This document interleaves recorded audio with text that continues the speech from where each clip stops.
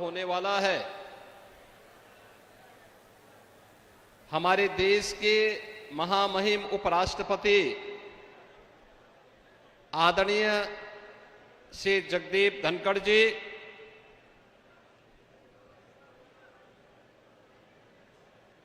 आदरणीय उपराष्ट्रपति जी की धर्मपत्नी आदरणीय डॉक्टर श्रीमती सुदेश धनखड़ जी, माननीय राज्यपाल हरियाणा श्री बंगारू दत्तात्रेय जी,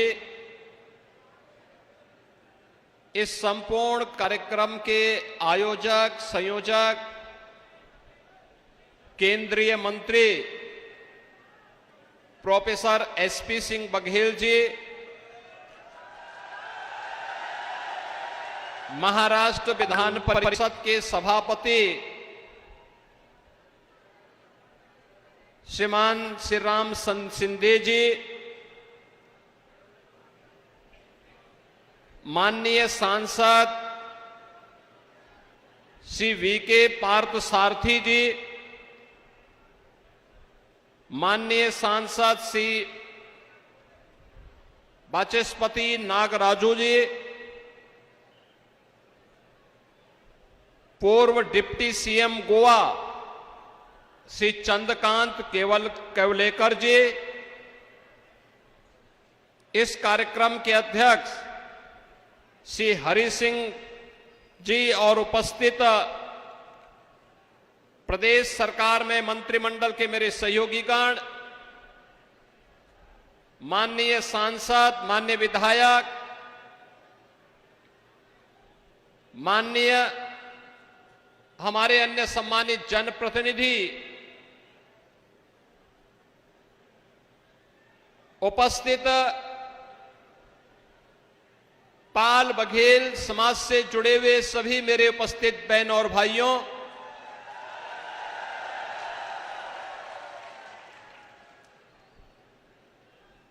ये ब्रज भूमि है। आगरा की इस ऐतिहासिक धरती पर जिसे भगवान बांके बिहारी और कृष्ण कन्हैया का सानिध्य प्राप्त हुआ था और निरंतर उनकी आशीर्वाद की कृपा इस पूरे ब्रज क्षेत्र में बरसती है। आज इस पावन धरा पर भारत गणराज्य के महामहिम उपराष्ट्रपति जी का इस समारोह में आगमन हुआ है। मैं सबसे पहले प्रदेश सरकार की ओर से आप सभी जनता जनार्दन की ओर से आदरणीय उपराष्ट्रपति जी का हृदय से स्वागत करता हूं, अभिनंदन करता हूं।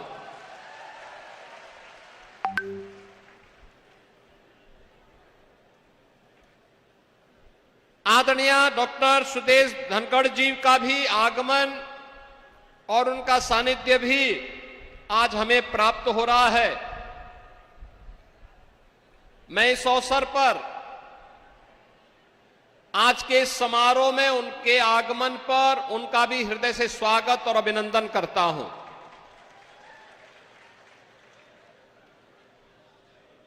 हमारे हरियाणा के माननीय राज्यपाल महोदय, पूर्व केंद्रीय मंत्री माननीय बंगारू दत्तात्रेय जी,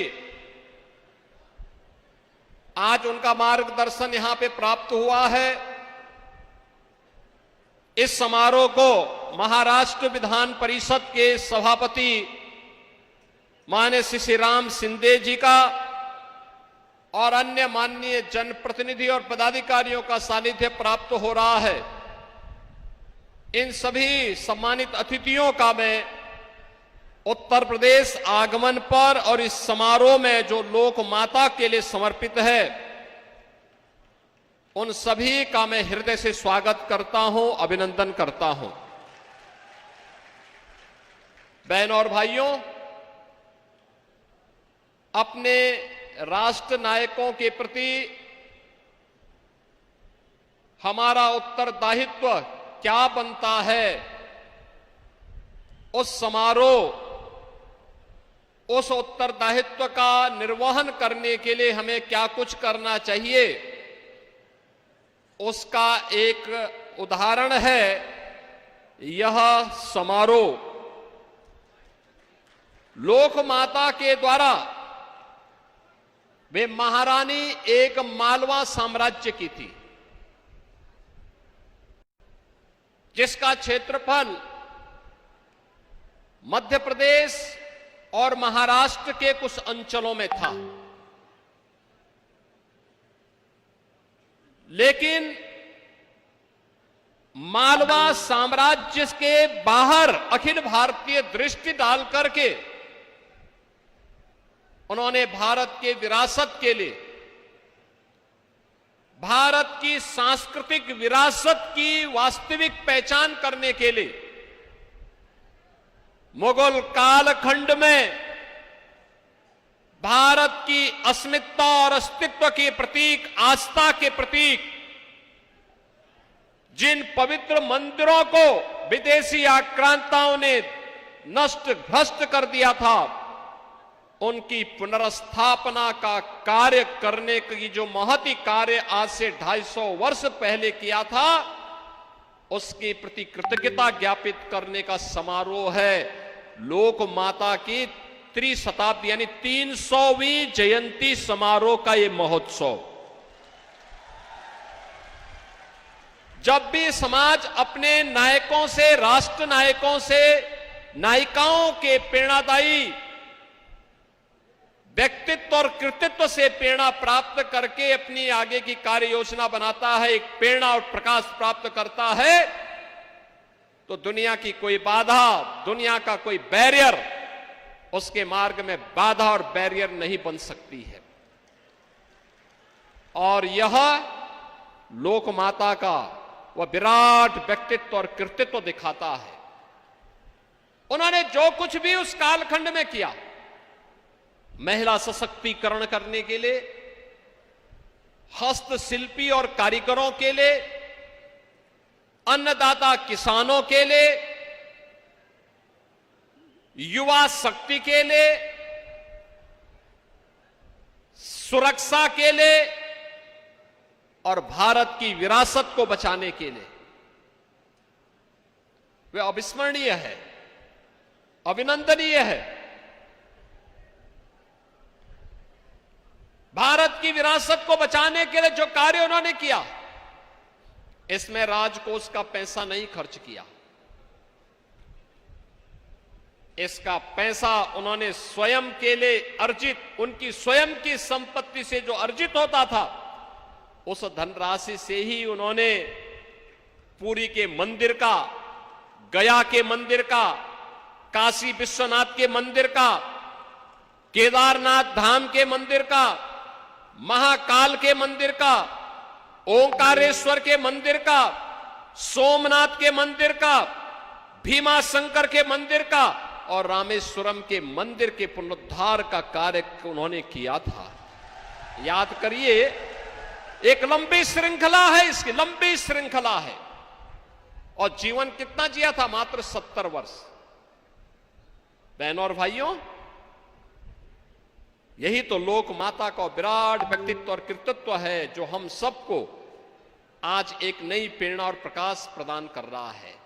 और इसी से प्रेरित होकर के आज डबल इंजन की सरकार प्रधानमंत्री मोदी जी के नेतृत्व में उन सभी कार्यक्रमों को व्यवस्थित तरीके से आगे बढ़ाने का कार्य कर रही है।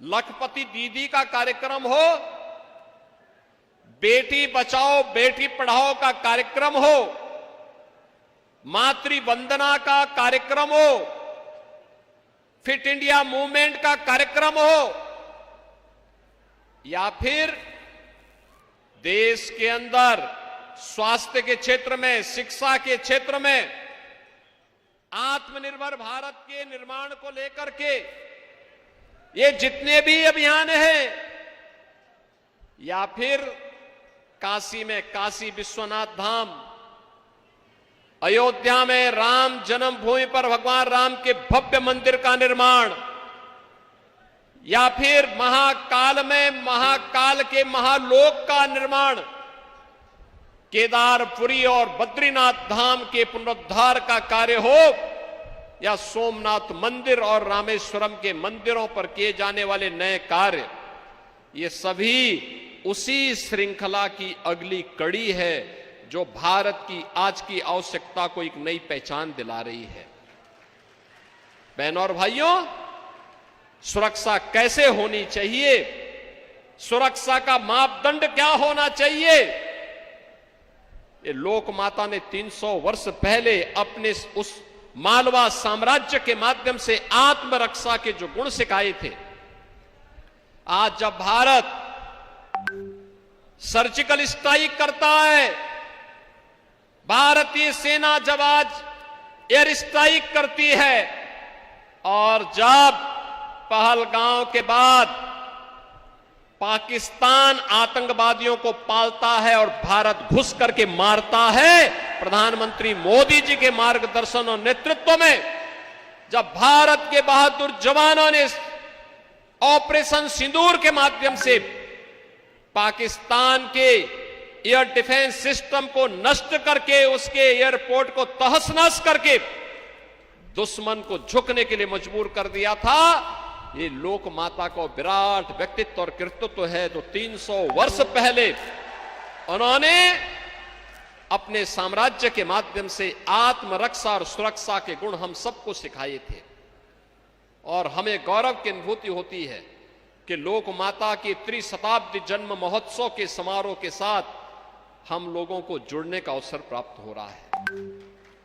बहनों और भाइयों, लोक माता का यह विराट व्यक्तित्व है। याद करिए, उत्तर प्रदेश के अंदर एक वे लोग थे जो बड़े बड़े माफियाओं को पालते थे, बड़े बड़े माफियाओं को पालते थे, कानून व्यवस्था के लिए संकट खड़ा करते थे, तमाम लोगों की सुरक्षा में सेंध लगवाते थे, और लोक माता के नाम पर बने हुए डिग्री कॉलेज का नाम बदल देते थे। और आज डबल इंजन की सरकार और रैया के मेडिकल कॉलेज का नामकरण लोक माता के नाम पर करती है। मेडिकल कॉलेज का नामकरण। आगरा में भी कोई बड़ा कार्यक्रम होगा, लोक माता की स्मृति को समर्पित होगा।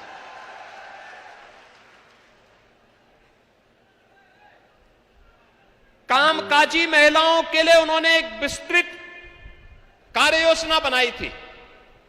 जैसे काशी की बनारसी साड़ियां हैं, ऐसे ही लोक माता ने 300 वर्ष पहले महेश्वर में महिष्मती साड़ियों को बनाया था। उसकी कारीगरी उतनी ही विख्यात है जैसे काशी की रेशम की साड़ियां हैं। ये लोक माता को समर्पित वे कार्य हैं जो आज हम सबको देखने को मिलते हैं। आज भी उसकी स्मृति उसी रूप में बनी हुई है, और सचमुच वह कार्य अत्यंत अभिनंदनीय रहा है। आज इस पूरे समारोह को यहां पर मार्गदर्शन प्रदान करने के लिए भारत के हमारे महामहिम उपराष्ट्रपति जी यहां पर स्वयं उपस्थित हुए हैं। मैं इस अवसर पर प्रदेश सरकार की ओर से और आप सभी उत्साही आगरा वासियों और हमारे फिरोजाबाद से भी कुछ लोग आए हैं, उन सभी आप सभी बंधुओं की ओर से, बहनों की ओर से मैं महामहिम उपराष्ट्रपति जी का, उनके साथ आए हुए अपने सभी सम्मानित अतिथियों का मैं एक बार फिर से लोक माता की स्मृति को समर्पित इस त्रिशताब्दी महोत्सव कार्यक्रम में हृदय से स्वागत करता हूं, अभिनंदन करता हूं। आप सबको इस कार्यक्रम के लिए धन्यवाद देते हुए अपनी वाणी को विराम देता हूं। धन्यवाद। जय हिंद।